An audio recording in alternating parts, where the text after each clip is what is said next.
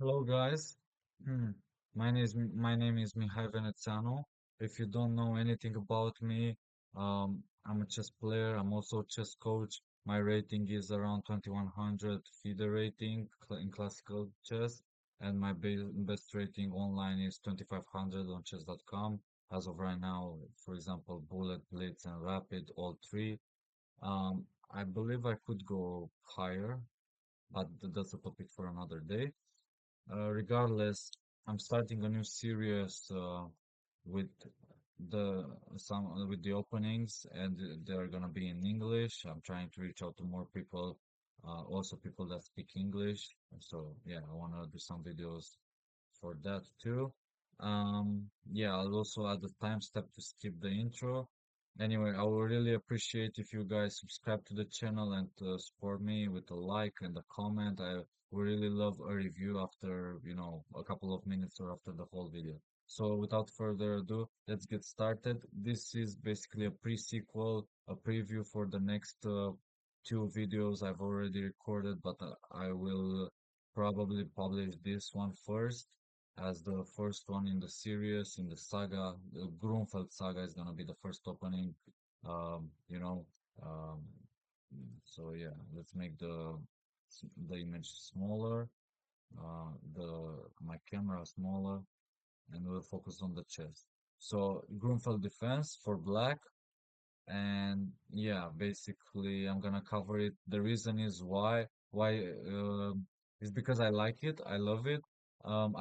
I've studied a couple of books, I've studied courses, I've studied Bitter's Vidler's course, and I think now I'm gonna, add a tune to my own taste and to my own, to my own openings, my own likes, and I will check even what the engine says.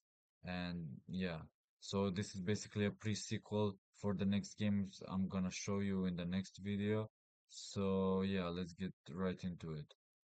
Now, the first game for the next one, the first game started as something like this, and I see that Zvidler actually recommends when you see c4 to start with g6, and when you see knight c3 to play c5, like the symmetrical English. Then if it's something like e4, I'm not sure if you play e5 here, because you leave a hole on d5. You might though.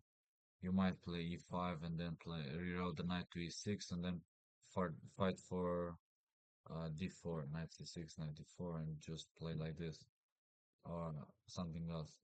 Regardless, I know, for example, if he goes e4 here, Svidler recommends e4, e5, and then d4, for example. So, yeah, um, yeah, and he goes g6, also knight f3, I believe, to g7, knight c3, I get c5, and e5, e4, e5, I believe. This is what Svidler recommends. So basically, the symmetrical English. Also, some sort of structures of the Benoni and the King's Indian defense against the English. That's what Svidler recommends.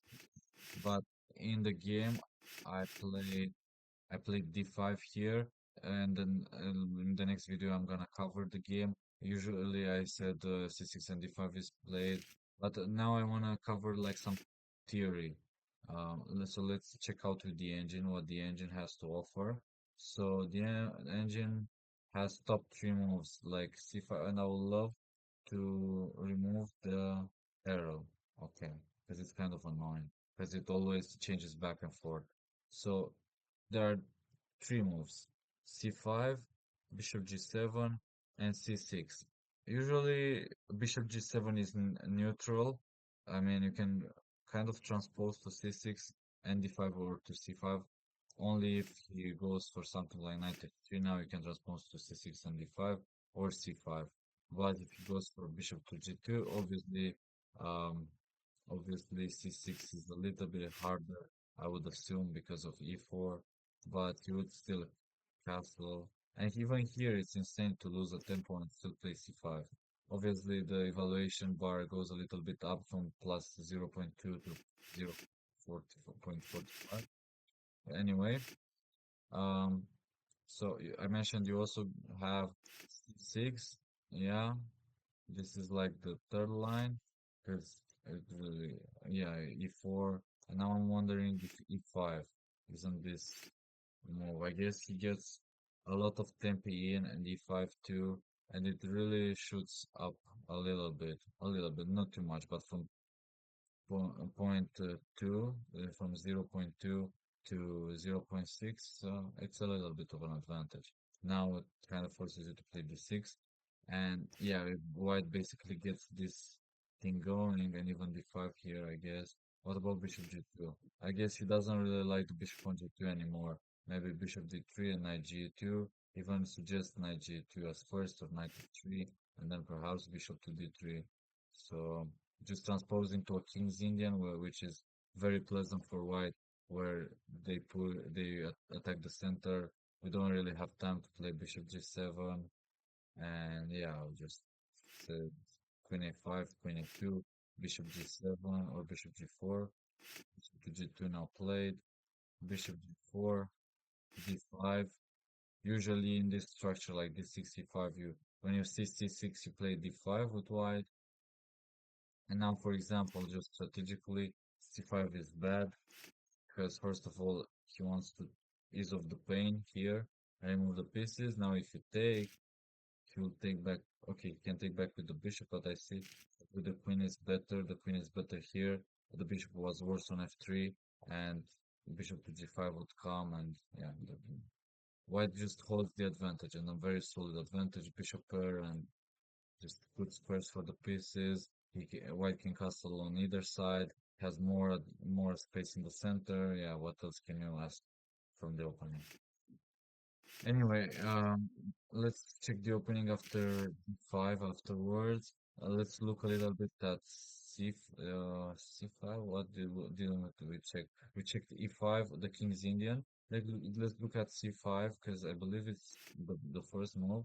Basically in Svidler style with bishop g2, c5 the symmetrical English. And let me keep an eye on the recording. 7 minutes. I don't want to make it too long. But again, I want to make it a video full of quality, a chess course full of quality. So yeah, I'll keep that in mind. So now e3, knight f3, and b3. Both knight f3 actually knight f3 both castles. And when do they diverge? I guess this is just a bug. So if e3, basically I would assume knight g2 would be the idea, and then d4, as in kind of a Kramnik style castles, knight g2. I guess you can play e6, knight c6, d6. You can play almost anything here. Let's cover them a little bit quickly. Knight c6, d4. I guess it's very symmetrical. You can take, and it's the first move top line by the engine. Remember to take and then push d5. But I'm just guessing if c5 here. I guess his king is still in the center and he can play b6 perhaps or a5. Wow, the momentum really shifts in black's favor. So this thing is this one opponent and the one opportunity is to keep in mind. He cannot play b4, so yeah, whenever he goes for c5 and he cannot play b4. So to keep in mind is that when we have a knight on c6 and he pushes c5, then b6 is very strong because even if he defends it like bishop to a3, I guess you can take, or he wants to take back in a tempo, but that's fine, no? Okay, it kind of goes down a little bit. But if I play rook e8, what about before now? I guess you take and queen a5 come. If you take with the deep pawn, I was thinking about a5 at first, not gonna lie. Rook b8, I should put more pressure and basically develop a rook. Yeah, there's a lot of calculation, and also our bishop opens up, and yeah, I wanna become kind of familiar with the idea. So let's see. We're gonna look at rook b8, a6.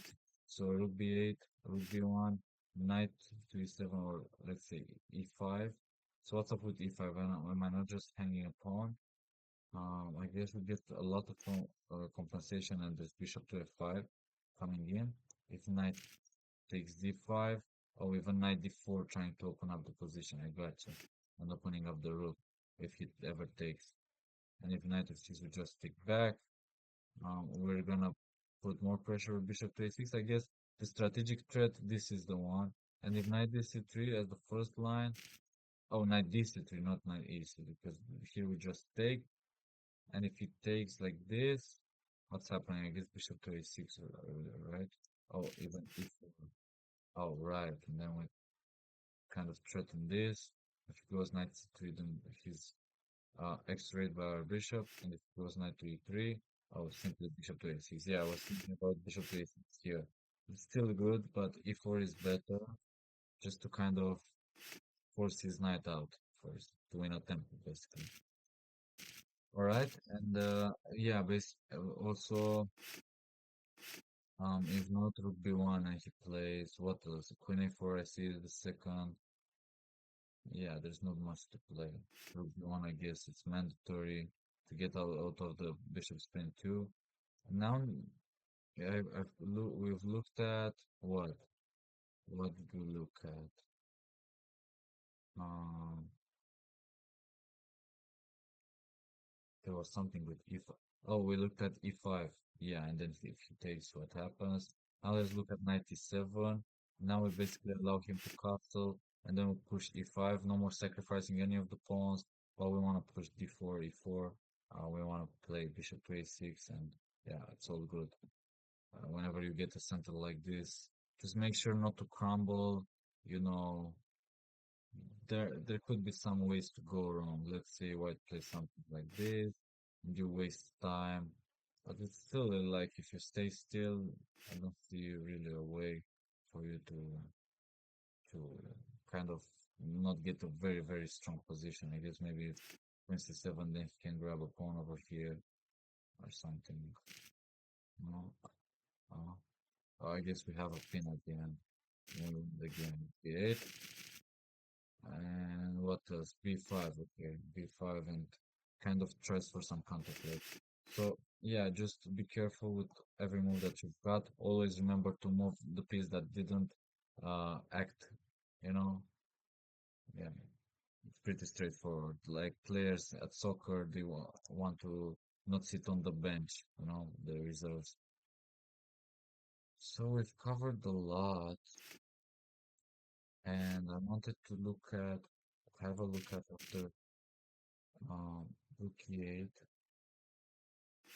rook before. So very important to take. And we want to look at bc5 too. But if bc5 rook b1, rook b8, rook b1. Now I wanted to see a6. Why is it also important to? Because I feel that we're not playing bishop to a6 anymore. Obviously, we want to just know the ideas, the plans, the strategies, and so on. We basically prevent b5 and okay, we got queen c7, got h5. It's h5, h5, h3, queen c7, rook e1. I'm trying to understand the position. Rook d8. I guess it's all about overprotection. The team of Nimzovich, we want to overprotect d5 because it's gonna be weak. We basically anticipate we'll push e5 and push d4. Whenever you get the central pawns, you want to push them, gain more space in the center, build up outposts and open diagonals for your bishops actually. So let's return. Actually, I wanted to see what happens if he takes with the b pawn. I guess just queen a5 and it's all over. Not maybe immediately. Still we get 94 and he really needs to take here. And then all of these squares are weak. If you could like play e5 and open up the gate to play bishop g4, bishop h3, you know, stuff like that would be cool. If bishop e3, because we were putting up pressure here. For example, if he so I guess we can just takes back and we take on c3. Yeah, and there's also all kinds of loose pieces that hang. If he takes here, we just take on e2 with check, and then we take the rook, so that's pretty straightforward. Other than that, yeah, knight d4 queen c2 is the first line, and if again if we castle, we got even e5, and if d5, knight d4 only move. Okay, if he takes here, what if he takes here? Bishop g4, well, and here I just take. Yeah, the name is very, very unpleasant. It's a three back. Queen c5 would just regain the pawns. Yeah, it's very bad for white. So yeah, that's what you wanna make sure whenever you see c5 to play b6. Also rook e8, very nice prophylactic move. Aligning the rook with the king, or either like we have a pawn here, he has a knight here, so not so efficient at the moment. But when the engine says this, it's kind of important to know. Regardless, let's look at what we've played at e5. Also, yeah, bishop g7, I guess is not really needed to cover because you can really transpose to c6 or c5. And if anything, if c6, bishop g2, d5, I guess we can look at this um, like the line d4, knight f3 on another video, right? Something like this, and then 95, because it kind of transposes. This one can arise from d4 too. Anyway, so let's look at theory from the game. Now I took, obviously, bc3, and bishop g7 is good, right? Rook b1, and yeah, very important is knight d7, but I guess castles is good too. Only thing is, yeah, knight d7. Now he cannot really take either with the rook or with the bishop. But if he takes with the bishop, let me check. Take, take. Oh, and knight b6. Yeah, I forgot. Knight b6. Yeah, knight d7 cannot take back with the rook because he will just lose the exchange. There's no more trapping the rook. Um, yeah, it's better off to just pass h4, knight f6, trying to stop h5. Now if he takes on b7, what happens? Oh, still queen d5 at the end, and rook b7 doesn't make any sense. So we always have queen d5. And if knight f3 castles, saying h4 was a waste of time. Also, I guess he did play h4 in the game as well. How do we want to position? We can play c5. I guess the engine gives a little bit of a more preference to c6. But I'm just curious if d4, I guess we'll just queen a5, very thematic move. Wonder if we want to go for, like to the left. Queen b3, knight e4, okay. Alright, maybe some bishop to e6 action coming in. c4, still bishop to e6. If you take, I probably take on c4. Oh, it's not like, okay, it is kind of similar to the best one. Oh, and this is also very important. So tactics are important all the time. All right, rook b1, and I played castles. I wanted to show that he has rook takes b7 now, bishop b7 trapping our rook, but still, he wins a pawn, but we get a lot of compensation. He might try f3, knight, queen c6, stopping all kinds of queen a4, preparing rook d8, and maybe e5, e4, or something like that. Also, controlling the file is very special. Rook b8, knight to h3, rook b6, and now knight f2, rook a6, putting more pressure here, maybe coming up with queen c4, and so on. But anyway, rook b1, castles, knight f3, c5. If this is the best. Yeah, this is the best by far. c5, castles, knight c6, very natural, close to equal, close to an equal position, d3. I play queen c7. I guess I should play b6 right away. And if knight e5, I guess I take on e5 with the bishop. Yeah, that was, maybe I missed that. I don't have to do this because he takes the exchange, obviously. And I can just take like this. Basically, I win some time. I guess I get bishop to h3. He takes here just queen a8. I'm threatening mate. Just play f3. I can take on f1 and then play rook d8 or something. Look, his pawn is hanging. In all lines, the pawn is hanging actually. After d3, the pawn is hanging. So yeah, knight c6 is not bad. D3 is what he played. D4 was more ambitious. CD, CD. Oh, and I can just take. Why then he takes on b7 or what? Oh, just bishop g5, putting more pressure and asking you some questions. How are you gonna defend both pawns? I guess you're just not. queen d1, rook h1, bishop to e6 is the third line, and queen c5, queen d2, bishop to e6 takes, yeah, and also rook e8, defending one of the pawns and giving the other away. All right. Anyway, he played d3, and basically this is a pawn, and yeah, that's pretty much it. Here he said like what h4, maybe queen c7 is not the best. Wow, rook b8 just getting out of the X-ray and the diagonal. So these are some good ideas, some good strategies to remember. Rook b8 and then just play b6. We don't need queen c7 because the queen actually stays better on d8 and it's better to improve other pieces. So other than rook b8, are there any other moves? Queen d6 I guess is good. And e5 is good too. Just to make a wall, sort of, not to allow d4 at any times.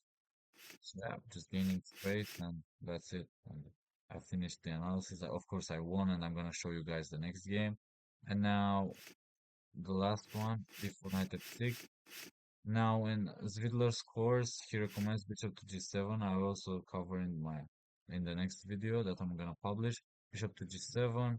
And now there are two big, basically two big lines covered here. When he takes, c takes d5. Now we want to play c5. If he takes on c6, I guess it's not so good at all because we take on d4. And if he takes here, we take here. And yeah, we are down one pawn. Yeah, but we have so much compensation. We want to play knight c6, queen a5, stuff like that. And yeah, it's just gonna be a good position. So if you try something like, I guess, knight f3 or e3, you can take and play queen a5 and then just castle and knight c6. Even the engine approves, so I guess we know where Svidler got his lines. If he plays e3 is the same thing. We just take on c3 and queen a5. So we will want to play queen a5 basically at all times. And knight c6 if the bishop is not protected. We just exchange on c3 and then play queen a5. One fun line, maybe rook c1. And now with castles, I get e3, bishop g7, can grab the queen, and then knight f3, knight f6 even. Just put the knight on c5 and rook a c8, bishop to 2, knight to 4, castles, and rook a c8, and yeah, knight d4, e5. We're still down a pawn, but we have the bishop pair, and it might be helpful, right? Yeah, knight c2, knight d5. Yeah, we just want to take what he takes, and yeah, that's all good. So, what else is there to say? There's also knight takes d5, where we want to keep the darker bishop, and if he goes for e3, then we just play c5, as in the main line, c5, and then knight c6, and so on, e6, queen a5, and so on. Alright, now, in the game, he played, I didn't play bishop g7, played knight e4 right away, but I wanted to cover a little bit what happens if he goes, um, bishop to h4, bishop to d7, and now he should kind of take on d5. If he goes e3, I believe I took or something. Yeah, I think I took, and basically this would transpose only with the bishop on h4, nothing more. So let's look at some lines a little bit. I like the bishop on the left, the bishop watching everything. Rook d8, rook h8. Now in this line, obviously, it's important to note that d takes c5 is um, a very important thing to keep in mind, a very viable alternative. So yeah, basically moves knight c6, queen knight a5, queen b1, bishop b7, attacking, and then bishop to f3, g2, and h1. Yeah, the bishop is lining up. And now, just to show you some moves, knight e4, bishop to f4, knight c3, then dc5, and I get again b5, c6, a6. Alright, and the knight can go to b6 later on and so on. I'll show you within the game. All right, because I'm so tired and I'm kind of rambling, I'm gonna stop the video right here. But I think it's a good one, at least a good introduction one. And so yeah, next time I'll probably shoot a video during the day. If you guys enjoyed, again, don't forget to subscribe. Don't forget to like the video. And I just want a quick review, because I'm trying to get more reach and it's very important to me. It would mean the world to me if you guys just post down a comment, a review, how did you find the video? How do you find the other videos? How do you enjoy? Because it's very important to reach to other people for engagement. Comments on the video really do help for the algorithm and for the feedback mechanism. I'm also curious for myself in order for me to improve. So yeah, please do send feedbacks, and I want to know what do you guys think. You can just answer a simple question like what did you guys like the most and what did you didn't like the most in the video during the video or the other videos that I ran through the channel. So I really appreciate for you guys watching. Make sure to destroy the subscribe button, don't let it breathe, don't let it be alive anymore. And yeah, as I've said, I want a review. So again, I'm signing off and thanks for watching. I'll see you guys in the next video, probably with more, a couple of more videos for Grunfeld. I don't know how many though, but I believe the series should have at least 10 videos or at least five. So I got two more. Uh, I would say for sure at least five videos is gonna have it, but there are so many lines in Grufeld, so maybe even more than 10 videos. So thanks for watching again, and yeah, do do those things that I've told you guys, subscribe and leave a comment below, or you can message me anywhere on Instagram or on YouTube if you feel a little bit nervous for posting comments or anything like that. All right, I'll see you guys next time. Thanks for watching. Bye bye.